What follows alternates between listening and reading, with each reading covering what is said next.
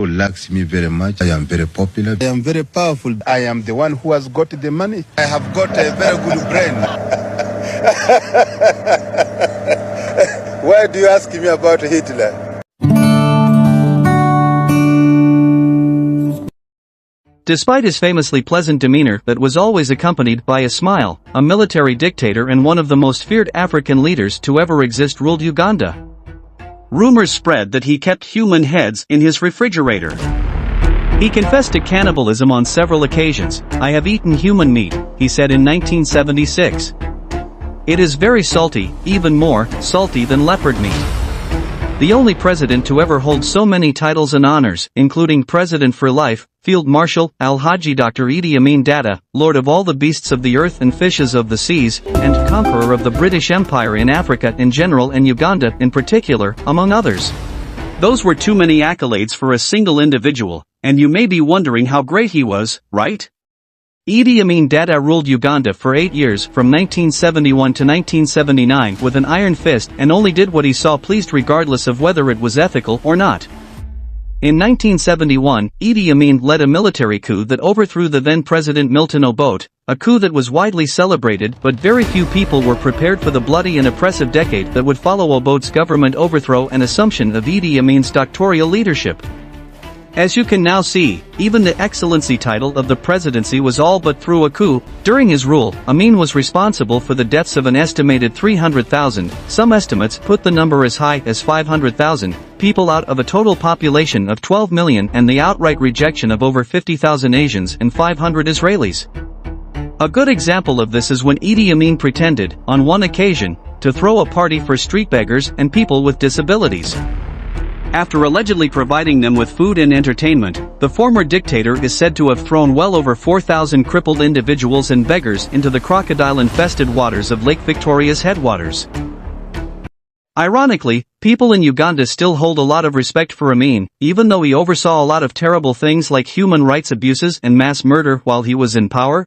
His ability to portray himself as a liberator, a man of the people who wiped out his country's imperialist history, made many Ugandans view him as more of their savior than the dictator he was. Welcome to today's video as we look at the reign of a murderous dictator, the very definition of evil, a man-eater, a maniac, a buffoon, a guy with the heart of the devil, and a monster who killed his people so easily and effortlessly like the blinking of an eye. Make sure to subscribe to this channel and like this video. To comprehensively understand Amin's psychic leadership and behavior, we cannot just look at the period of his leadership alone but rather go back to the very beginning which shaped one of the world's most brutal dictators not only in his time but in history. The young Dada Idi Amin. Idi Amin Dada Ami was born in northwest Uganda, close to the country's borders with Congo and Sudan. His exact birth year is unknown, but experts estimate it to be 1925.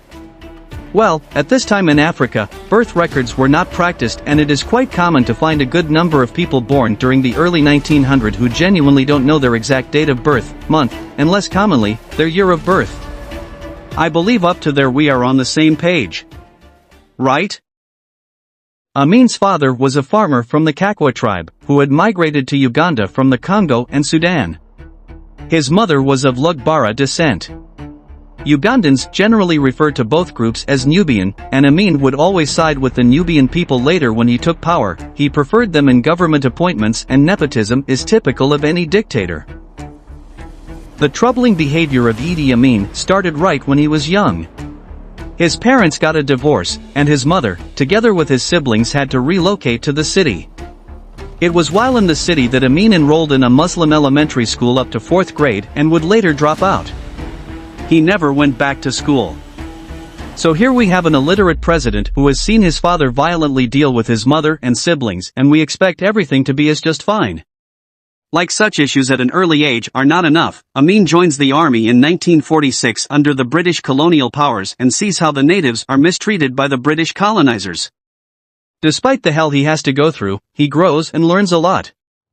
All through he is shaped into an obedient soldier through intimidation and cowering despite his towering stature. He was 6 feet 4 inches tall, fluency in the local Kiswahili language, and lack of education, which made him believe that he can only be under control since he is not educated. Nevertheless, the young man exerted himself to acquire military skills offered by the British who had ruled Uganda since 1894. Military career.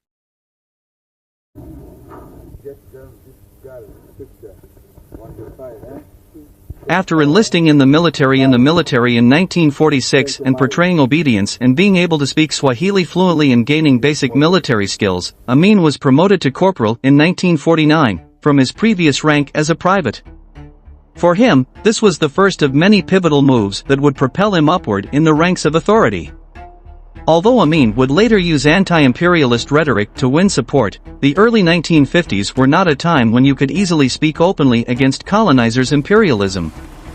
However, in this case, Amin would collaborate with the colonizers fighting alongside the British to defeat the Mau Mau African independence fighters in Kenya and the Somalian insurgents so that the British could maintain control of their protectorates across Africa. Almost immediately, word of his viciousness as a soldier spread, and he was promoted rapidly. In 1957, he was promoted to sergeant major and given command of his squad. A further 2 years passed before Amin was promoted to Effendi, the highest rank attainable by a native-born Ugandan in the armed forces.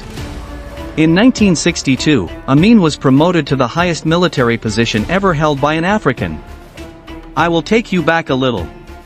With adequate skills, power among his fellow Ugandans, and his giant size, Amin is now a power to reckon with.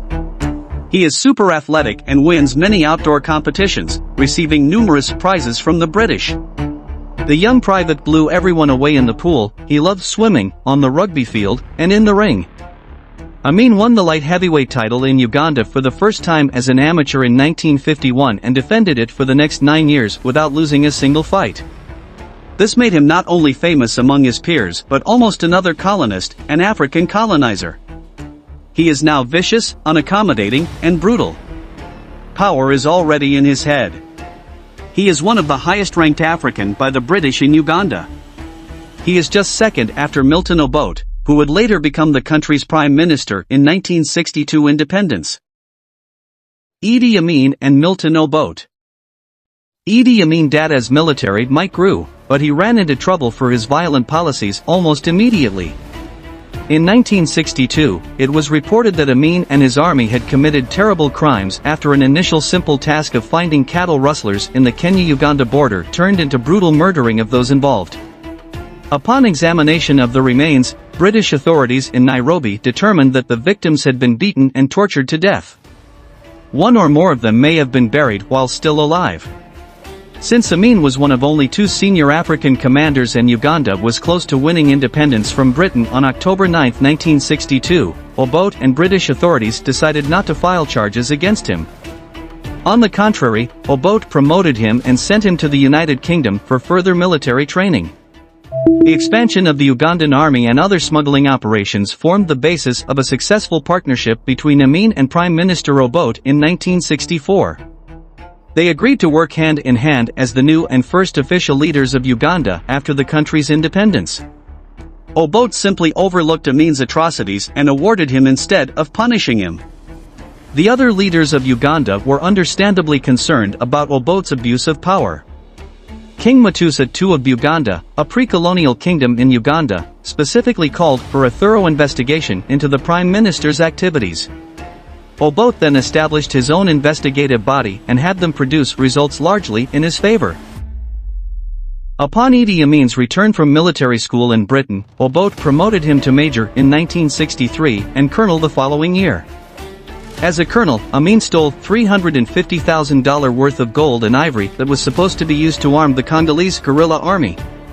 The scandal was brought to Obote's government by 5 prime ministers, but instead of arresting Amin, his soldiers promptly arrested them. Obote suspended the constitution and declared himself president, and after 2 days, Amin took control of the Ugandan military and police. Obote, then co-ruler with Uganda King Nyatesa II, sent tanks to storm the palace a few months later. After abdicating, the king left government and military operations in the hands of Obote and Amin, respectively. As Obote prepared to leave for a conference in Singapore on January 25, 1971, Amin staged a military coup to seize power. Unfortunately for Obote, the person he had helped ended up sending him into exile. Until the terrible Amin regime ended, he would not return. Idi Amin, the people's man. Amin's rise to power was widely supported in Uganda. They viewed him differently than Obote. He was approachable and wasn't merely a military leader, but a charismatic man of the people. There was street dancing as people celebrated. When he had the chance, he would enthusiastically dance the traditional dances with the commoners, shake their hands, and pose for photographs. His friendly nature made Ugandans believe that he was a president who cared for them. He allowed the body of King Mutesa to be flown and buried in the country. Remember him being overthrown by Obote and running for his life in exile? Amin also granted amnesty to political prisoners and completely abolished Obote's secret police. At first, Idi Amin was everything a new Ugandans could ask for a president, and they loved him. Amin's success may have been attributed, in part, to his many marriages to women from different Ugandan ethnic groups. This move was both strategic and political, as Ugandans felt well represented at the presidential level, even though the 6 legal wives had no say at all apart from siring him many children and raising them.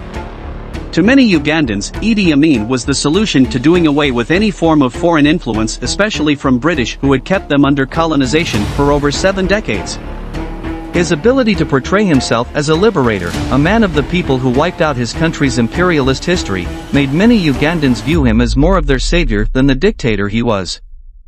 Idi Amin was loved for taking actions against Indians who were discriminative of native Ugandans. More on his later in the video.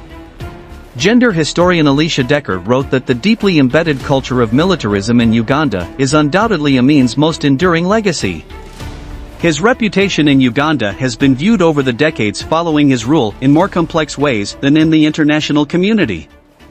Some Ugandans have praised him as a patriot and supported his decision to expel Asians from the country.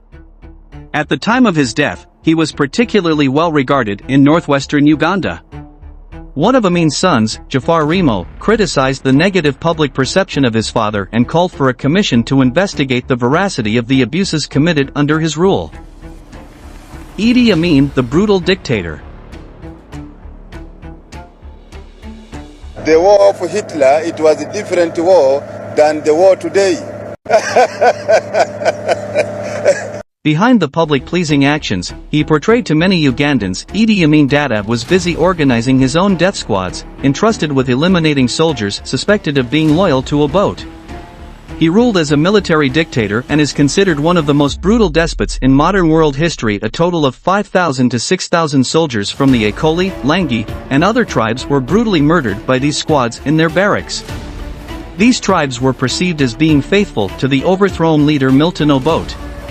To others, it swiftly became clear that Amin's man-of-the-people persona was nothing more than a mask to hide his actual tendencies. He was harsh and vindictive, and used his military power to further his own goals. In 1972, he sought aid from Israel financially and militarily to fight Tanzania, but Israel turned down his request. Amin approached Libya's dictator Muammar Gaddafi after Israel denied his request and offered to give him financial assistance. Demonstrating once again his inability to handle political affairs diplomatically, Amin decided to revenge on Israelis living in Uganda for the failure of their government to support him. He ordered well over 500 Israelis to pack and leave his country in the next 90 days. Ugandan Asians were also caught up in his wrath. These Ugandan Asians were entrepreneurial, talented, and hard-working people, competent in business, and they created the backbone of the economy, hence the jealousy by most locals. On August 4, 1972, Amin ordered the expulsion of 50,000 British passport holders of Indian origin from the nation by giving them 90 days to leave Uganda or else be captured and taken to concentration camps owned by his army. Idi Amin arbitrarily repatriated them and dished out their businesses to people from his ethnic background, transferring their land and enterprises to his allies, who immediately ran them into the ground via incompetence and mismanagement. But why British passport holding Asians? According to locals who were youths in the 70s, the Indians at the time had turned and taken the oppressive nature of former British colonists. It all started during Milton Obote's presidency. Apparently, prior to independence, the governments of the soon-to-be independent East African nations anticipated that there would be a shortage of skilled manpower to fill positions in the medical fields, public works, banking etc. So all the governments chose to give scholarships to Indian decent students to go study the relevant courses in UK and the US. This was because this particular group of citizens had the minimum qualifications to enter universities versus the rest who were mostly getting started in the path of education. Uganda sent slightly above 400 students for studies. However, upon completion, they returned to the country and refused to be deployed by the government to the different parts of the country where their expertise was needed and instead chose to remain in the capital, Kampala, and work in the various family businesses that dominated the city economy, oftentimes using the new knowledge they had acquired. Now prior to independence, these individuals had British citizenship and upon independence, they acquired dual citizenship.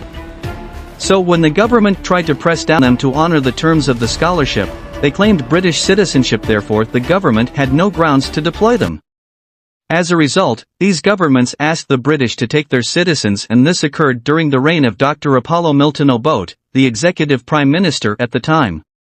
Dr. Obote was in unison with the governments of Kenya and Tanzania on this push to drive the now British citizens out, and the British government sent representatives to discuss the situation with the three governments.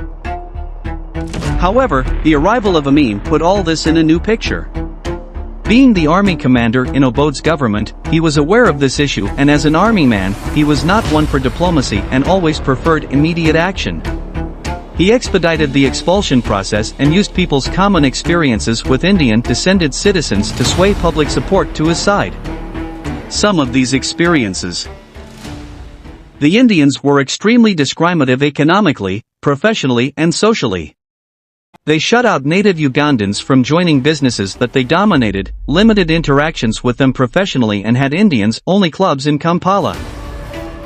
They considered natives beneath some and had offensive names that they called their native workers. This could be a legacy of the caste system in India, which created a need to subjugate a group of people.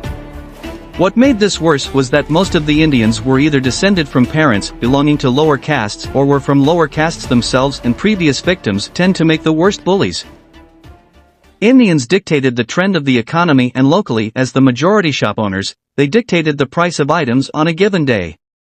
So on Monday bread would be say $1 and the next day $3.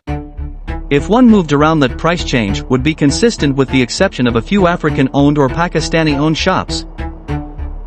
Indians never assimilated into the local society and also didn't allow anyone to assimilate into theirs. If one married an African, one was immediately expelled from the Indian community. This still happens today.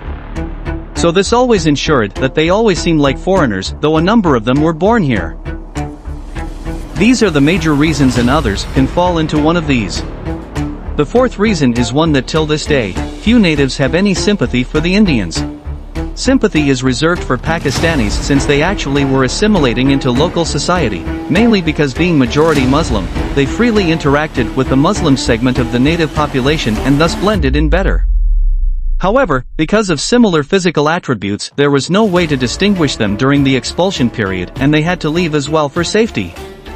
So Amin expelled Indians on grounds that Uganda was for people who were truly Ugandans and not for foreigners who were here to exploit the country and exclude the citizens from the benefits of the country's independence and economic growth. The expulsions caused a severe economic downturn in Uganda, as the Asian population there included many prosperous plantation and business owners, and Israel had undertaken several large building projects. The Ugandan dictator's instability, repression, and corruption worsened significantly by the mid-1970s. He traveled with a rotating cast of friends, changed his route and mode of transportation frequently, and slept wherever he could find a bed. It is believed that apart from his 6 wives, the man had well over 30 mistresses and well over 42 children.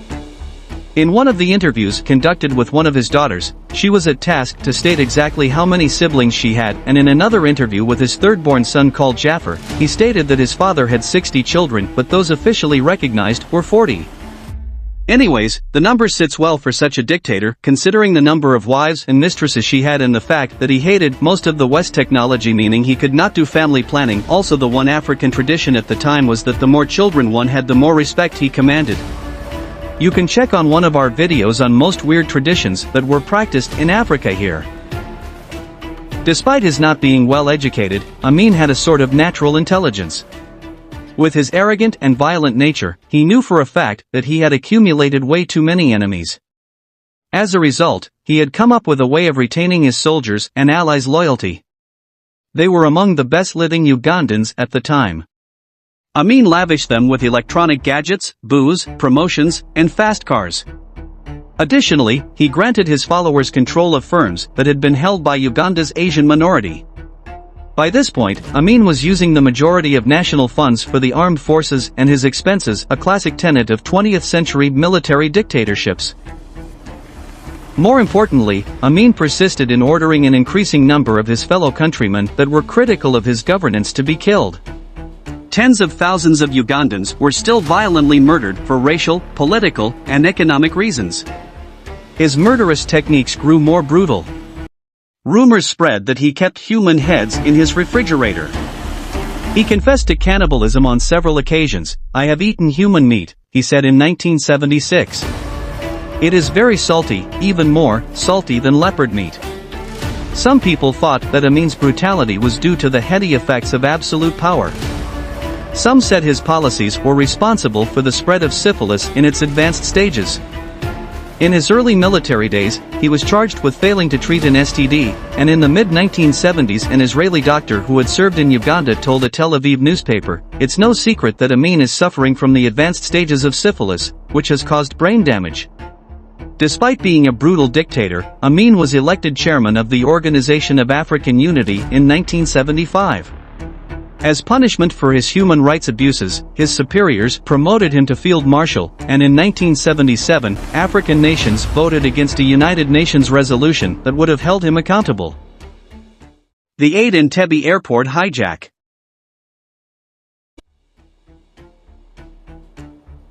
Idi Amin was high-headed and unconcerned about the consequences of his actions. After all, he considered himself the conqueror of the universe, one above human laws, the most powerful of all. In 1976, when Palestinian militants hijacked an Air France flight from Tel Aviv to Paris, Amin collaborated with the leftist Palestinians and aided them in the hijack, a decision that would put him in an awkward position with Israel and France. Don't forget that he had already created enmity with Britain after repatriating British Asians from the country, as well as Israelis. An outspoken Israel hater, he sanctioned the terrorists landing at Uganda's Entebbe airport and supplied them with troops and supplies while they held 246 passengers and 12 crew members hostage. But Israel didn't give up and on the night of July 3 sent elite commandos to Entebbe airport to stage a daring rescue operation. 101 of 105 hostages were saved in what is widely regarded as one of the most daring and successful rescue operations in human history. One Israeli soldier was killed, but all 7 hijackers and 20 Ugandan soldiers were eliminated. After a turn of events, Amin had one of the hostages, a 74-year-old British-Israeli woman, executed because she had fallen ill during the hostage situation and was being treated in an Uganda hospital. According to British records made public in 2017, Dora Block was allegedly shot before being dragged from her hospital bed and placed into the trunk of a government vehicle. 19 miles distant, on a sugar field, a white woman's body was discovered, but the fire and decay had left the body too disfigured for identification. Amin's image abroad was severely damaged by his hasty act of revenge, which demonstrated his increasingly erratic behavior.